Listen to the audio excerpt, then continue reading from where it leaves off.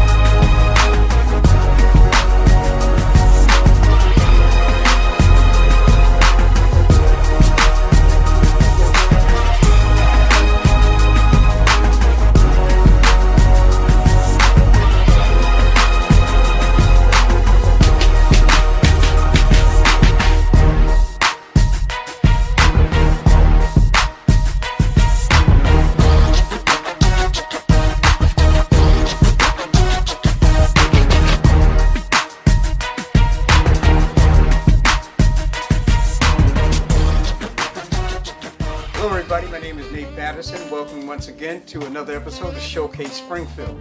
Today we have a special guest, one of the members from the Renaissance Art Space crew that I was covering over there last summer and whatnot. We have Mr. J. Pope with us today. How you doing, sir? Not too bad. How about yourself? Thanks for having me. Good. Thanks for coming. So, Mr. Pope, you are a poet, spoken word poet? Yes. Okay. Yes. Before we get into all that, brother, tell me something about yourself. Tell me, I don't know you personally.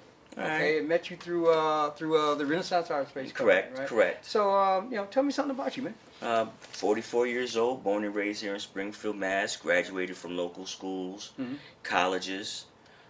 Currently working with the Department of Youth Services and CHD with some of our troubled young men. You worked CHD? Yeah. I worked CHD years ago. Yeah, I was in Holyoke. I was at the Holyoke House. Remember they had, let's see, what was her name? I can't remember her name. Okay. The lady, I'll remember it later on. But they had the kids down at the Y. They had the kids in Holyoke. Okay. Okay. I had the Holyoke House. Okay. And I was an overnight camp. Okay. Yeah, I started off with CHD probably like in 2002. Moved away to Philly. Came back and jumped right back into it. Laurie Streeter. I heard. Yeah. Laurie Streeter. That's her name. Yeah. Yep. Okay. Yep. So you what would you say about Philly? Me and my family, we relocated to Philly for maybe like maybe 2.5 years. Wasn't what we thought it was gonna be. What part of Philly? We actually lived outside of Philly in a little, I don't want to say a little town because it's probably about the same size as Springfield, called Upper Darby. I know what it is. Yeah. Yeah, I went to Cheney. I went to Cheney University and spent a lot of time in North Philly, Chester, and all those areas around there, man. Yeah, so that's where I got cool. If Philly makes you cool, Philly man. Will make you cool. Philly right? make you cool quick or tough. Yeah. So one of the which one you want to be? You're right about which that. One you want to be? That's a good one. Okay. So yeah, Philly definitely changed my mentality on dealing with people and my tolerance level. Yeah. Yeah. So yeah, I'll just keep it like that. Those are Philly dogs, brother. Right. You don't want to play with that. Yeah, okay. man, this is totally different. Totally different. So yeah, go ahead, continue on. Yeah. So right now I'm working with some of our troubled young men here in the city. Whether they've been, most of them have been locked up. Yeah. Gang affiliations, some drug issues and things like that. So in my position, what I do is I just try and connect with them. Good. Help them out, find your career goals, your educational goals. I tell them all, not your dad, Right. But I'm gonna treat you like you're my two sons. Now let me ask you a question, right? Because you got, we have the Springfield school system, the teachers, and they go through what they go through with students, but you got the cream of the crop. Yeah. that you're messing with. Right. I mean, how do you deal with that, brother? Be me. That's all I can do, man. There you go. Is be me. You know, I don't, you know, a lot of them, they like to, you know, they're young men. Right. I remember being a young man. Exactly. Got chesty with my mom, got chesty with my pops a couple of times. A couple of times. Yeah. I learned my lesson. But, you know, they try and get, you know, chesty with you and want to challenge you from time to time. Right. That's primarily when I was working in a locked facility. Okay. You know, so you're currently, you know, you're working in a locked facility. My mentality was, I'm locked up with you. There you go. You know, so we're in this together for these 8 hours. But, you know, sometimes it doesn't always go that way. And you get one who wants to show off, you know, show himself in front of his peers. As well as, we were 17. There you go. Okay. You know, so, but a couple of times, that's not the way it's going to go. There you go. So, currently right now, I'm working what is called a community position with CHD and DYS. Okay. I'm in my current position. Like I said, I get them prepped for high school when they come out of these lockup facilities. Just taking them on field trips, Right. things that they've never. It's amazing how many kids have never ever been off of State Street. You'd be surprised. You'd be surprised. It's amazing. Had one kid a few years back. Oh, I'm the kingpin. I run this. We took him over to West Springfield, over the bridge to West Springfield, like we're going towards the Big E. Where am I? What are y'all doing to me? Really? Man, look back. That's Bay State. I'm dating myself, but that look back. There's Bay State West right behind you. He didn't know what Bay State was, so that made him even more nervous. I just had to tell him Tower Square. You know, and I was like, for someone to be so tough, you're really not that tough. No, because he's out of his environment. Out of your environment. Yeah, man. You know, It's so- scared when you come out of your environment. Yeah. Everything's all new. You don't know nothing. Yeah. So you married, brother? Yeah, married. Been married for, hold on, 13 years. 13 years. We've been together for 21. Hold on. This brother's sitting here look like he's 9 years old. He's been married for 13 years. 13! Yeah, Really? been married for 13 Brother, years. I'll shake Thank your you. hand, man. Thank you. That's all right. That's Thank all right. you. Because you know most marriages don't make it past 3 months. Today. Right. 13 years. Yeah, been married for 13 years. Wouldn't trade it for the world. That's impressive. Been together That's for impressive, 21. man. Because that means, you know what that means, 13 years? That means that you know, it wasn't like, now that means he's dealt, well, let's be true, but he's dealt with some things and dealt with some things. Right. And when I say it like that, it means that some things came up where most people say, oh man, yeah, I ain't got to do this. There's more fish in the sea and I'm out of here. Exactly. You chose to work it through. Exactly. And I love that, man. And I'd say on her behalf, vice versa. Amen. It's probably more of a stress on her half than it is on my It's half. always that way, man. Yeah. You know, we always the burden, brother. Yeah. Always the burden. So you got kids? I got 5. 5 kids? 5 kids, 15 to 25. Brother man doing work, right? Yeah. Good Doing work. children. 5 good children. 5 good children. And That's 5 Yeah. good children. all girls, all guys. My boys are the bookends. The bookends. At 25, he's the oldest. My youngest is 15, and all the kids are bigger than us. Yeah. And my 15-year-old, he's probably almost 6 feet tall. What is it? What is it with these kids today, man? That you know, son, you want to go to bed now if it's okay with you? Yeah, you know, what I mean? find myself sometimes when I have to get in him and discipline him and get in his face, Yeah. I got to do it from an angle. I got to do it from the angle. Got to do it from That's the good, angle yeah. because, you know, I don't want to look up at my son to yell at him and Right. discipline him. Right. You know, and even with the 15-year-old, he's about 6'2". So, and I got 3 girls in the middle, 3 beautiful daughters. They're each and every one of them are doing their thing. What? One is currently in the Atlanta area. I'll say the Atlanta area. No one lives in Atlanta. Right. But right. she's currently in the Atlanta area, and I got 2 that are they're going to school. Got 2 grandchildren. Yeah, so I got a full. You granddad now. Yeah, and or a you- yay, that's what they call me, a Yay. yay, whatever that. It's a long story behind the yay part, Yeah. but yeah, I've been a yay. My youngest is 15. I've been a yay for 15 years. But it's good. It's a good Yeah. feeling being a yay or granddad. Right? Yeah, oh man, I love it, man. too. You know, I fuss and I cuss like a grandfather should, There you and go. you know, what you doing? But come on here, give me Right, a hug, right, give me a right, hug, right, you know, right. and that's most important, man. To me is you show the kids love. You're gonna get in them. They're gonna get on your nerves. You're gonna get on their nerves. Like my mother just found out. I'm 44 years old. She just found out that she gets on my nerves. Yeah. I hear that, man. She was like, huh? I was like, Mom, you get on my nerves, but I love you. And that's why we are who we are. And our relationship is beautiful. All right. Yeah. All right. So you're a poet. A poet. That's what they say. That's what they say. We used to have an expression you probably know about this, man. I'm a poet and don't know it. Yeah. When you say some And stuff like that was me. That was you? I was a poet, didn't even know Poet didn't know it, huh? Yeah, I've always written. Thought I was a rapper, in the 80s, Right. 90s or whatever have you. But I've always written. Like not too long ago, I found a piece I wrote when I was in 5th grade. Wow. Yeah. Don't remember it, but it was just always been just. You've been writing since 5th grade? Are you serious? Yeah, maybe. Just, I was a short story guy, writing short stories, writing the words that I thought girls wanted to hear. Roses I knew are they red. were going to come in. Oh, man, yeah, that's just all natural, man. Roses are red, violets are blue, those little things like that, and I remember stuff like that. I remember Rick James and Smokey Robinson, Ebony Eyes. There you go. I was going to Kylie Junior High School. Yeah. I wrote those lyrics down and sold them to kids so that they can use them to get the girl I never got the girl that I wanted, but I would sell lyrics to people's songs. What's that? Cyrano Diversion Act or Yeah, something. yeah. That's what he did for his boy, Yep, right? yep. Something like that. Yeah, that story there. But look, we got to go on break. Okay. When we come back on the other side of the break, we're going to get into Mr. Pope's career as a poet, and we're going to find out exactly what's happening with him. Okay. All right, so we'll be right back after these messages. All right.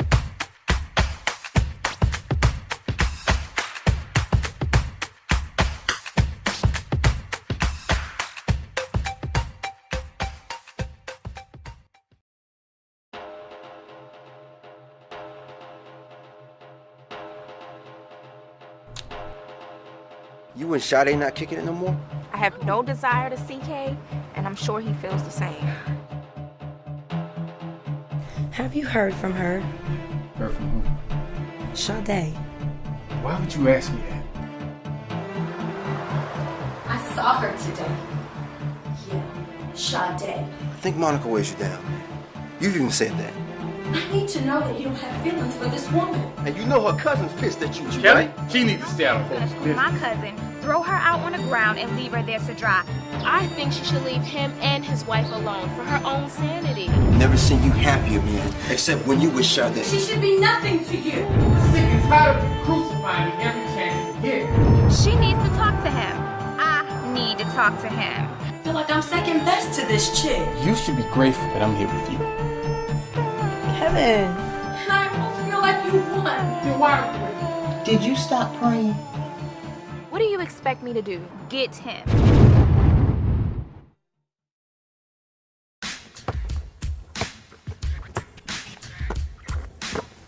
You trying to play? Nah, little man. Trying to smoke.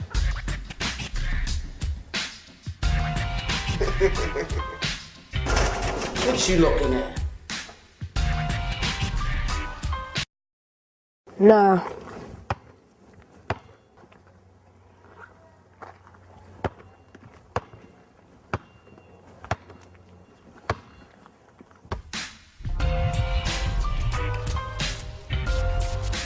This has been a United Negro College Fund Special Programs Corporation public service announcement in conjunction with Philander Smith College and sponsored in part by Royal Bank of Canada Liberty Life Insurance Company.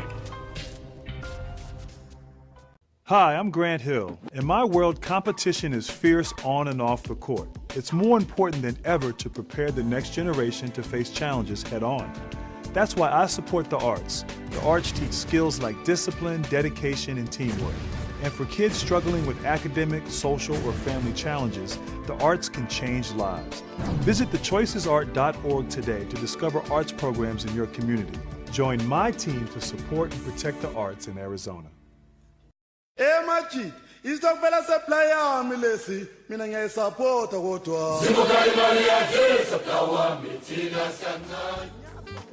Welcome back to Showcase Springfield. I'm Nate Patterson. We're sitting here with Jay Pope, Mr. Jay Pope, who is a spoken word poet. Yes, sir. And we're talking about him getting started. Now, you were talking about, before we went to the break, you were talking about writing lines for the brothers so they can get the women and whatnot. Yeah. And, you know, I remember we used to do stuff like that, pass a little notes. Do you like me? Yes, I like you. All that kind of stuff. That was the extent of my poetic career in trying to get the girl, which I never got. Right. So same story. Same story. So your lines work though. Not for me. Not for you. Not for me. But for everybody right, else. and they weren't really my lines. It was like Rick James, you know, Smokey Robinson, Right. Marvin Gaye. You know, don't forget Barry White. Barry White. Barry White. You know, whoever my parents were listening to at the time. Mm-hmm.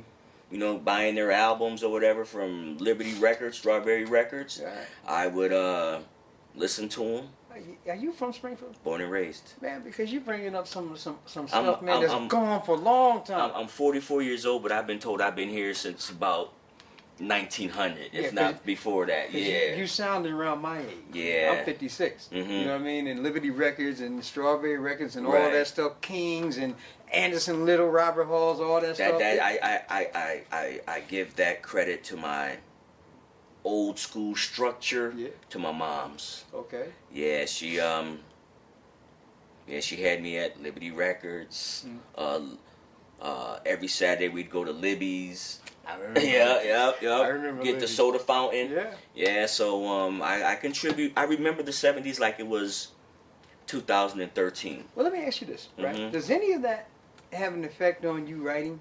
And first of all, do you write your own poetry? Yeah, oh yes, everything I write, except for the 7th grade. You know, when he stole everything, right? Right. And sold it. When I was stealing and selling. But yeah, everything I write is all original material. I might go back and edit and add, you know, or I might have a piece with 4 lines, just 4 lines, and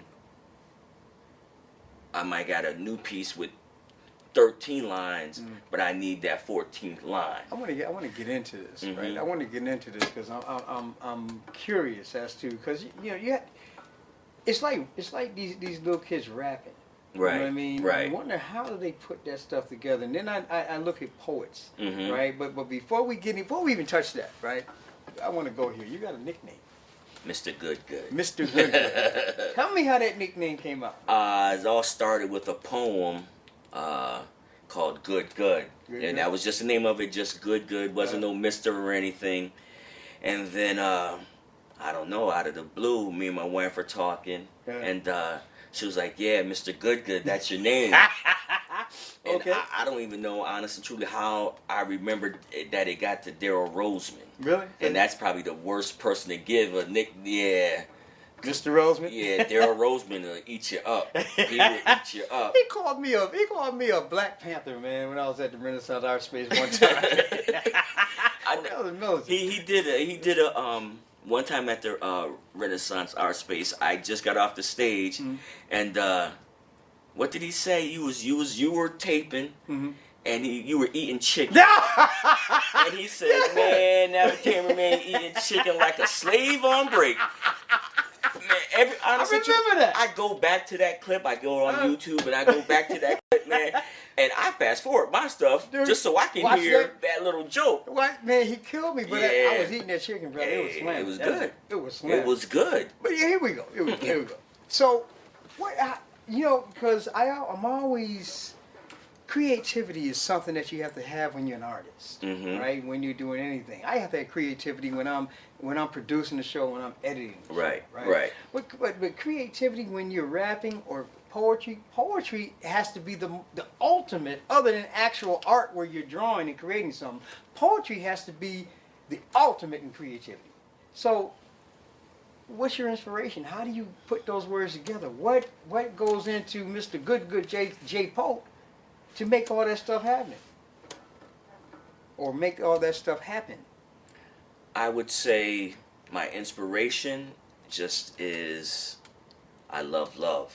Yeah. I love love. I believe in the possibilities. You're a romantic dude. A romanticist. Something like that. My wife obviously is a big inspiration for a lot of my love poems. Well, you know, Poetry Undressed is more of the erotic, you know, nature, but she's my inspiration. She had no problem with the Poetry Undressed. No. For those of y'all that don't know, okay, we're talking about the Renaissance Art Space, and they have something. What is it called? Poetry Undressed. Poetry Undressed, and it's erotic poetry, and I got to tell you, it's raw. Yeah, it's raw. Yeah. Okay, and I mean it's good. Don't get me wrong. And when the brother come in, well, look here's the thing about you, right? This is the first time I met this brother when I went down to do this show. Daryl Roseman introduced him, Jason, Mr. Good Pope, and blah, blah, blah, blah. And the brother walked up. I think he had a white suit on that night. I'm not sure what color it was. It was something. It was not a suit, but, you know, it was an ensemble. And you had a hat. Yeah, that's on. my signature, the hat. And the brother walked up. Now you hear his voice, right? You hear all that Barry, we call it Barry, the bass of the voice. When that Barry hit the microphone, all the women just, oh. You know what I mean? But go ahead, man. I just wanted to say. Yeah. I get. Yeah. I'm not blushing, but I am blushing. But yeah, just honestly, for me, I don't even know how I got started with all the performances, and yes, I do. Just honestly, Facebook. You know, talking junk with a friend of mine who's a current friend of mine on Facebook. I never met him before in my life, but me and his sister were actually in the same class at Springfield College. Right. But just going back and forth, telling jokes, cracking on people, you know, that's my funny. You know, I'm not a joke teller, but I will crack. I will crack. Some people are good at cracking. Yeah, so you know, we went back and forth, and I went to a couple of his shows. They're the old school comedy jamming reunions that go on at the Aquarius. Went to a couple of shows, and one day he hit me up. He was like, "Hey, you know, you want to do a piece? I'll give you 3 minutes." And I'm like, "Okay, yeah, sure, whatever." And you know, he says you get 1 poem, 2 poems tops, and do your thing. Okay. That was, I want to say 3-4 years ago. At least, maybe 3 to 4 years ago. So I've been doing it now, regular. And I don't want to say regular because I only do either Renaissance Art Space or the comedy of our reunions. Excuse me for that. But, yeah, so I've been doing that for like 4 years, and it's kind of taken off. So now, when you take the stage, right? And you get in that. What do you have to do? Do you have to do anything that prepare to get in a certain mindset? Because you know you're going up on stage to do some erotic stuff, right? And you know women is going to be hanging on your every word. So there has to be pressure right there, right? I just rehearsal. Got a few tips from other performers. Say your stuff into a microphone. Look in the mirror and say your stuff every day.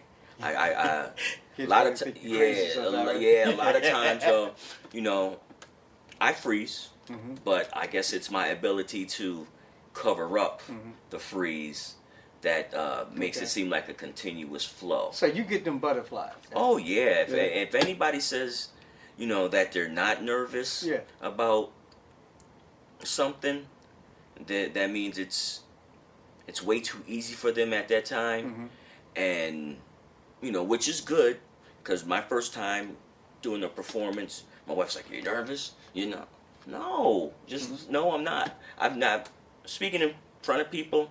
Never been a problem for me. Does your wife come to a lot of your performances? She comes to all of them. All of them? Yeah, I think she's probably missed 2.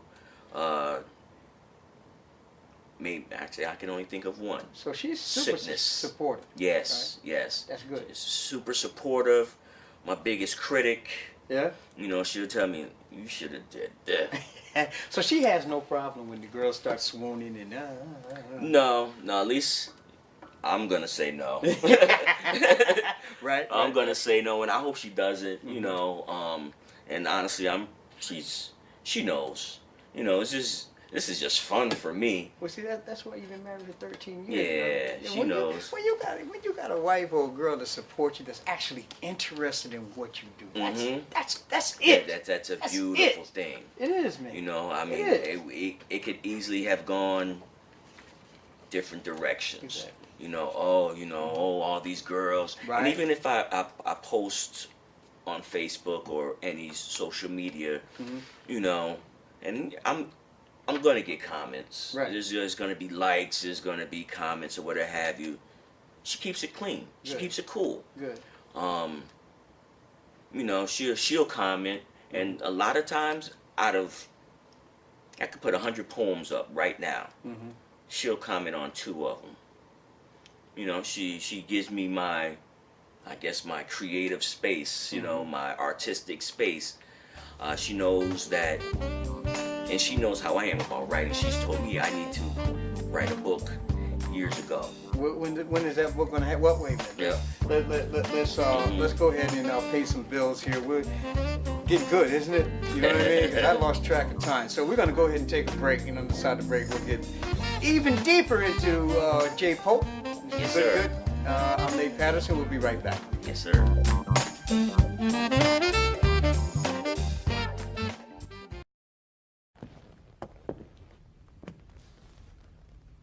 Let me tell you who to blame.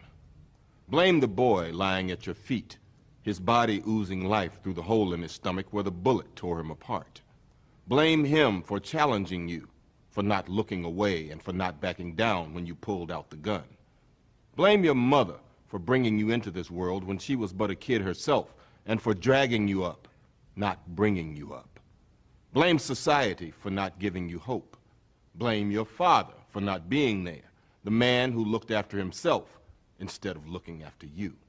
Blame the gun in your hand for making you a target, for making you more likely to be picked on. Blame the dead boy, blame your mother, blame society, blame your father, blame the gun, blame anyone but yourself for not being strong enough to put down the gun, to break the cycle.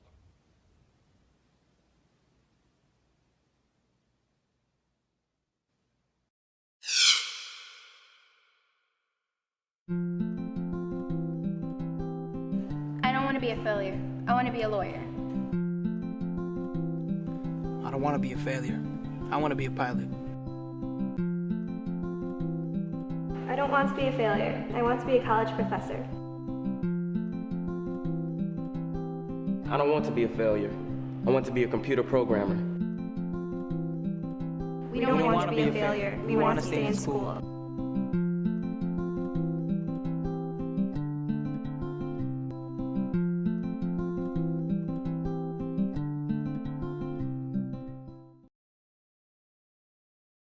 What if you could invest in the future of kids, like a stock?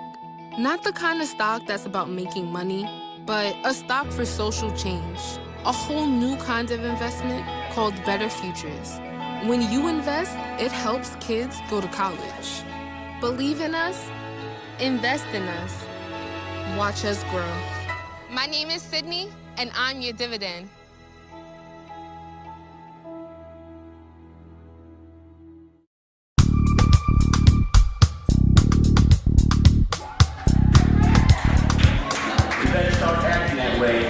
All that good love is going to come to a halt. Because when she wins it with the next man, it'll be all your fault.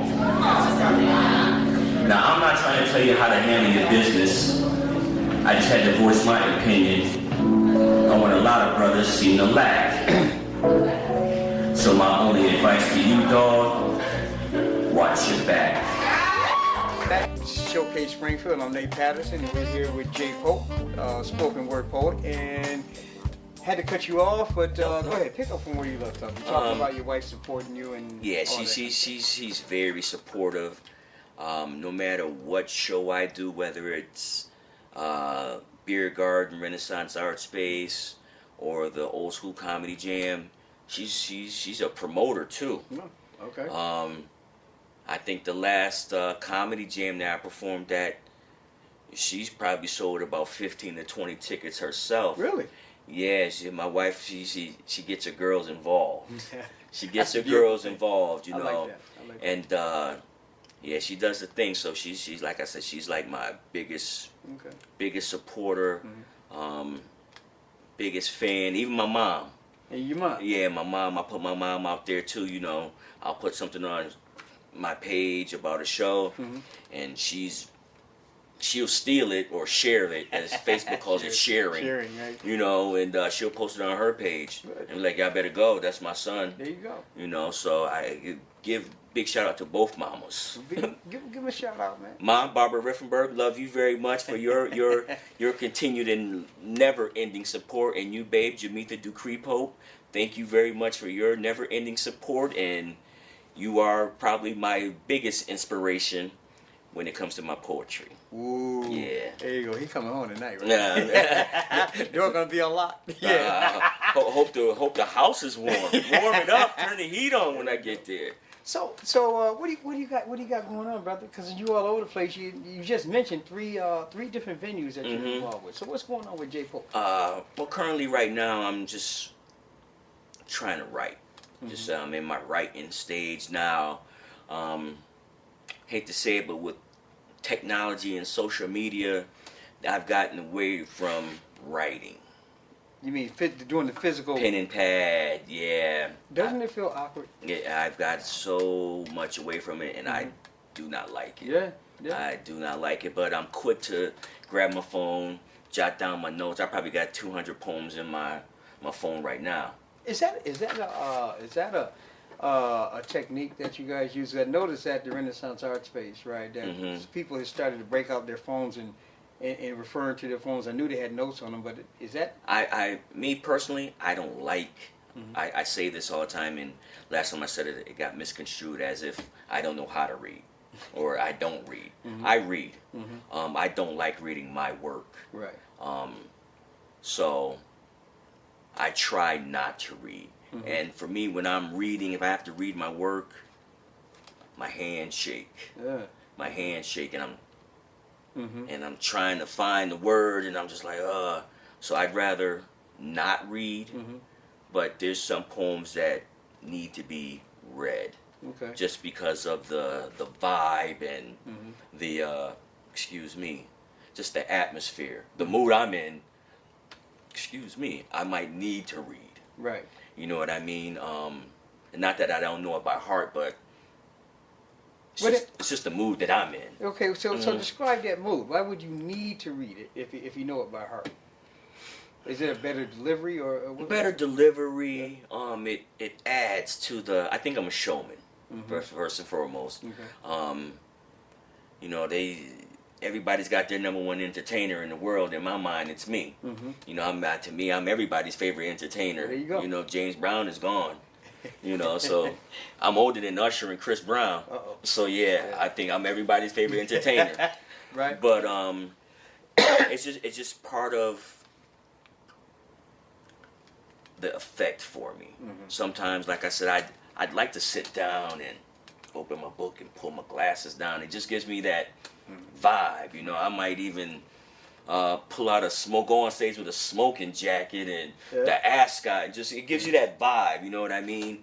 But as far as knowing my work, I take pride in knowing my work. That comes off. That comes off in your performance. Yeah, on stage, I take pride in knowing my work, and there might be some movement that I need with a certain word. Like Daryl got on me a couple of days ago at the last show when I told him, you know, poem I did before, that I'm trying to stand up in it. And he was like, Jay, if you standing up in it, it's too big. You know, and I'm just like, man. You don't say nothing like that to Daryl Roseman, man. You know, but it's part of what's I can't think of the dude's name. Johnny Taylor, part of a I want to stand up in it. You know, so I was trying to get that part of it. And, you know, Daryl heard that poem 4 or 5 times already, but he had to hit me with that particular. I was like, come on, man. How was it backstage when you guys travel like that? Oh man, like you guys went to Atlanta last year. We went to Atlanta earlier this year, Earlier this year. Mother's Day weekend. So I was kind of skeptical, you know, how I was going to be received on my way back home. You know, because I spent Mother's Day on the road with the fellas in different city. You know, so I was just like, oh, but I made sure I came back bearing gifts. There you go. You know, I know how to, what we call in my family, butter the biscuit. There it is. You know, so the atmosphere, man, is just so much fun. You guys have a lot of fun. Oh man, we are on our road trip, on the trip down. From the time we hit 91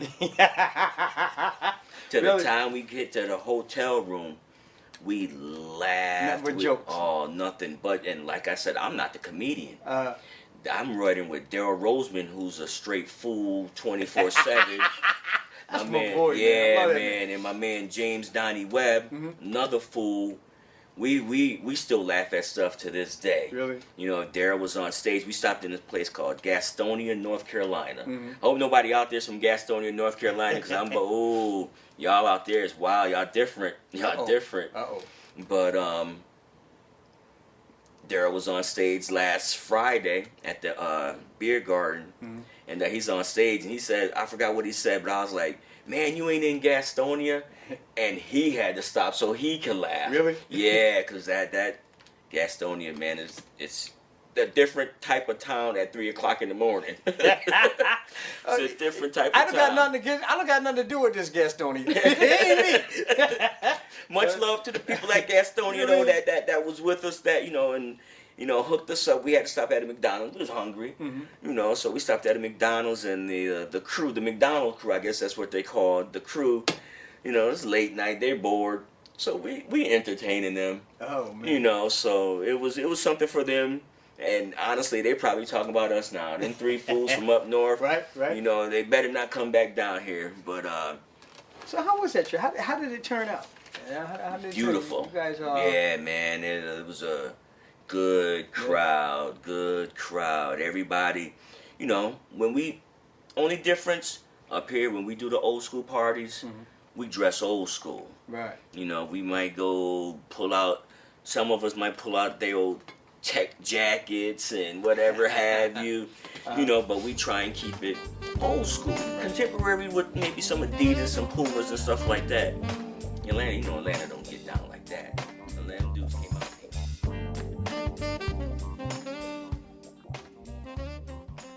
Hi, I'm Takia Crystal Kimam. April is National Minority Health Month, and I'm partnering with the Illinois Department of Public Health, Center for Minority Health Services, to urge you to lead a healthier lifestyle by making these 3 simple changes. Eat healthier, get regular exercise, and regular health screenings. Think about it. Start with these small life changes and start noticing a healthier you.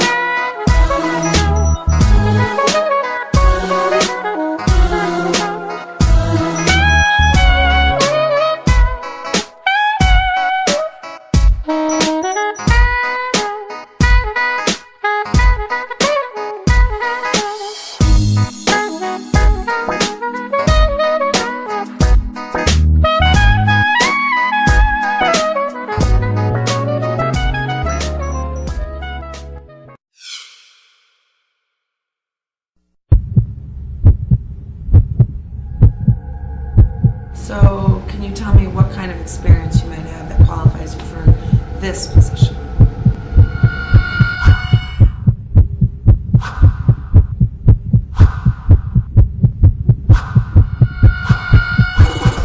Yes, I can.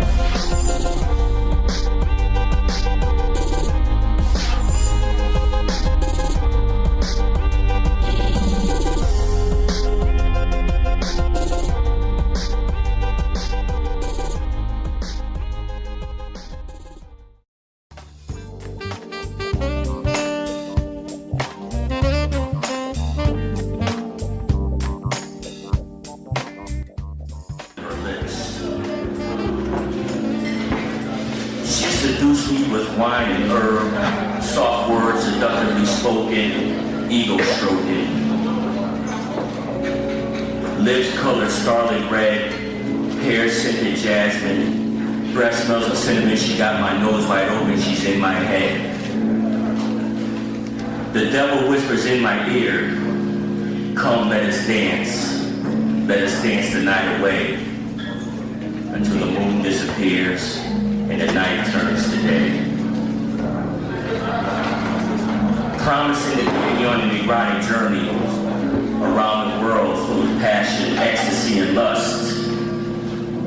These euphoric feelings can't be right, or is it me that I don't trust? All right, welcome back to Showcase Springfield. I'm Nate Patterson here with Jake Hope. This is good, sir. All right, so we're talking, and you were telling us about the behind the scenes stuff and whatnot. So I want to get a little deeper, man. What makes Jake Hope tick? What is, just, you got any special, any favorite times that you had on the road or at a specific venue and all that kind of stuff? I think my very first time on stage, performing, kind of losing my poetic virginity, so to speak. Yeah, that's always a special time in someone's life. Well, explain that to me, man.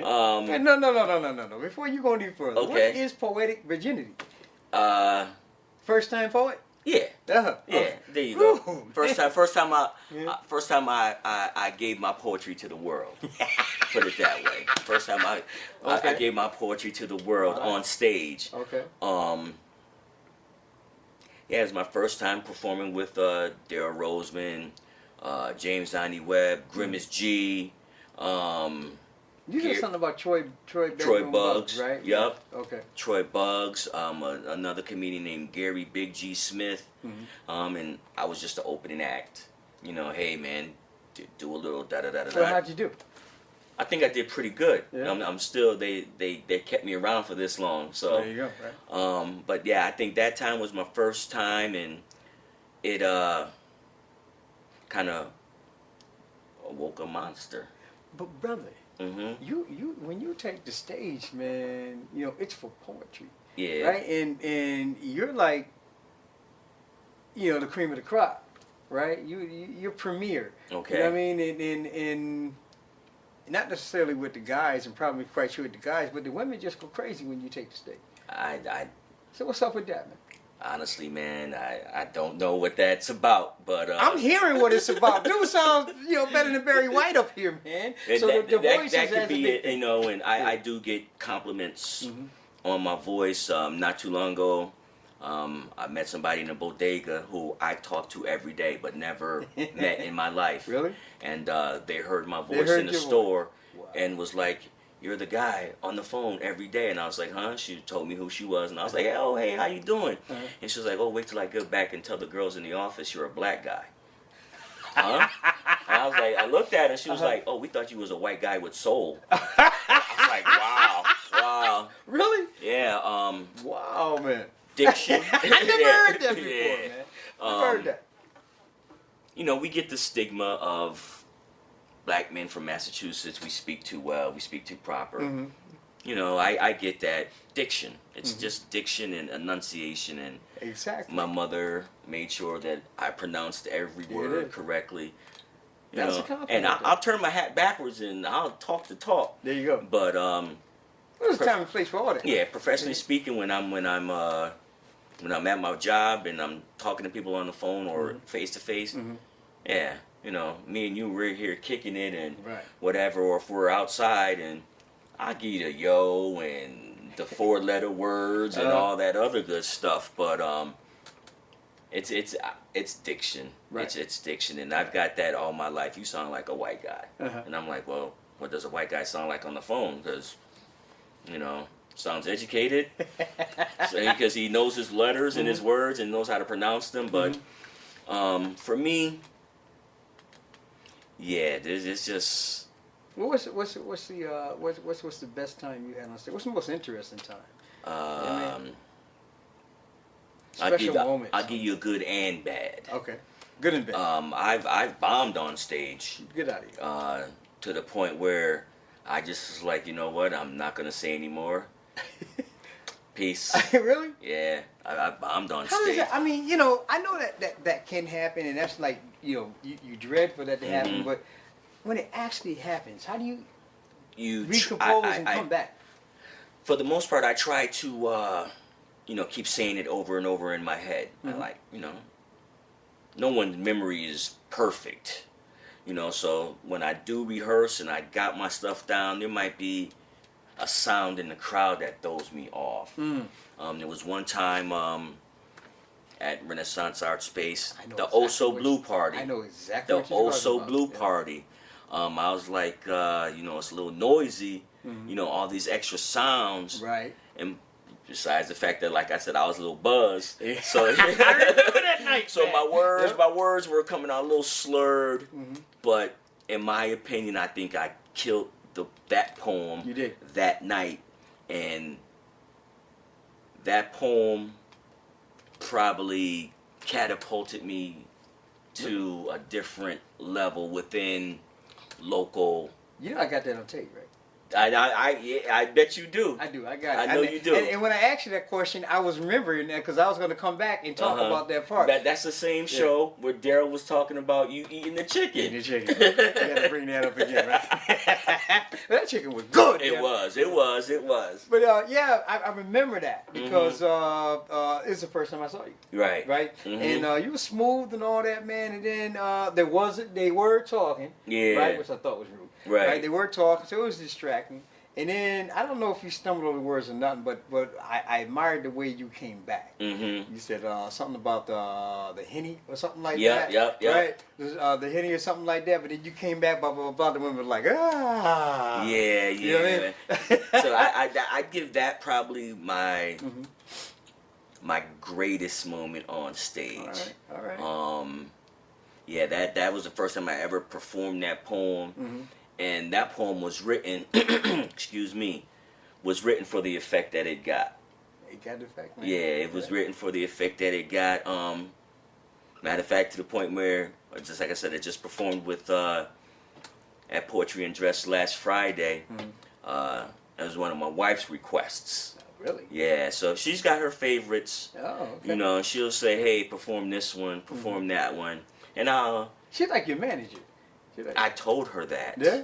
You know, but I don't know. Yeah, you're doing a good job. Keep doing it. I told her that a long time ago. I was like, you're going to be my manager because, you know, there were some things in works. Right. Some things that are still in works.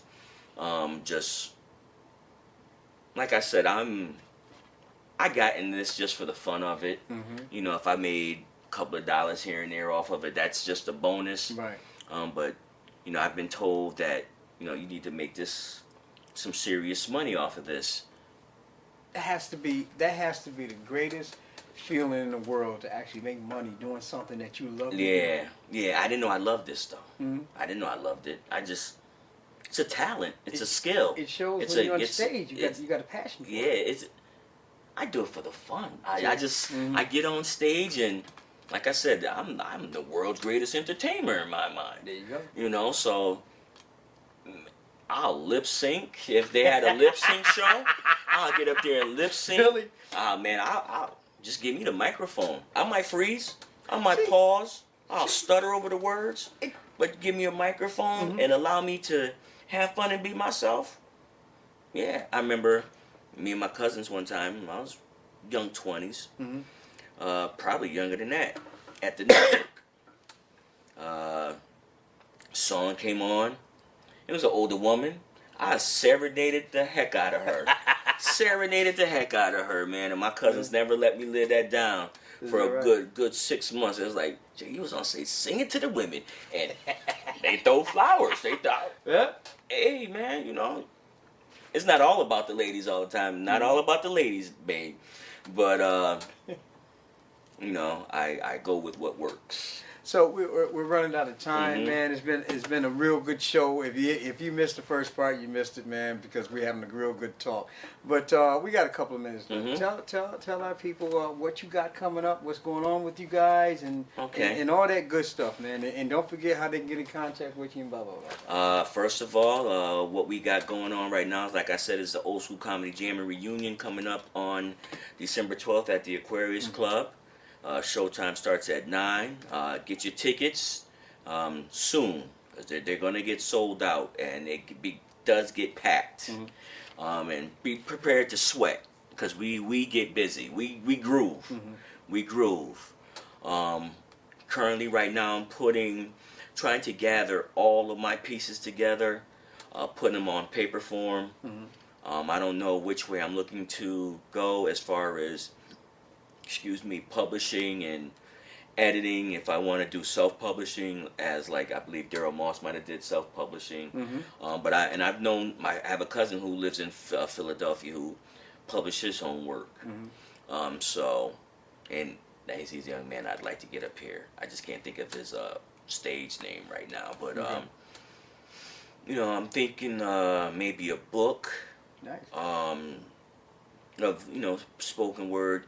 Poetry. That's an excellent idea. You should really look into it. Yeah, I've looked into that for years, and I get distracted. I got distracted easily, and you know, when I was thinking book, I was young. You know, so I'm a little older now, so my focus is a whole lot different. CDs. I'm just thinking. I was told to start thinking of branding. Yeah. You know, but these people that are telling me to start thinking big and branding, they're in. They're already in? Yeah, they're in. You know, though they have their regular 9-to-5 jobs. They've said it. They've already got a name for themselves. Yeah, somebody listen to them. Yeah. Right? So, you know, a couple of guys down in Atlanta spoke to me. One's an actual actor I went to school with in the 9th grade, and I remember him telling, you know, what do you want to do when you grow up? He says, I'm going to be an actor. The teacher looked at him and was like, you a fool. Didn't see him no more ever since. What? Yeah, he's an actor. There you go. My man Joseph Palmer. Joe Palmer? Yep. What does that name sound familiar? He's from Springfield. He's been, first time I've seen Joe on TV was an Ice Cube video. Really? Couldn't tell me nothing. That's my man. I went to school with Joe. Was his mother a teacher? I'm not sure. I'm not sure. Palmer, because we had a little teacher, Miss Palmer. When I was in junior high school, man, everybody's in love with Might have Palmer. been. Yeah. He also works with the comedian Pierre. Pierre. I don't know his last name. Yeah, I just know that I want to say Pierre Thomas for some odd reason, but a comedian named Pierre who they're working. They've got an internet show. Nice. Yeah, so Joe's been in, a few commercials, you might see him walk down the street in a movie or something like that, but, nothing major, but he said he wanted to be an actor. That's what he's doing. You're in there. Okay, what part you got? If you're in the movie, right? Henry Denson. He's another one who spoke to me, hey, man, you need to think about doing this, that, and the third, and he's another one that brought up the voice situation, doing voiceovers, and so I need to look into that. Excellent voice for voiceovers, man. I need to look into that. I'm actually, I don't know if it's up the street, going which way, Upstate Street. I don't know if the community music school is still open, and I don't know if public has access to it. Okay. But thinking of taking, voice lessons. I was just told work on intonation, which I had to look up, and I still don't know what intonation means, so I would have to hear intonation, I guess.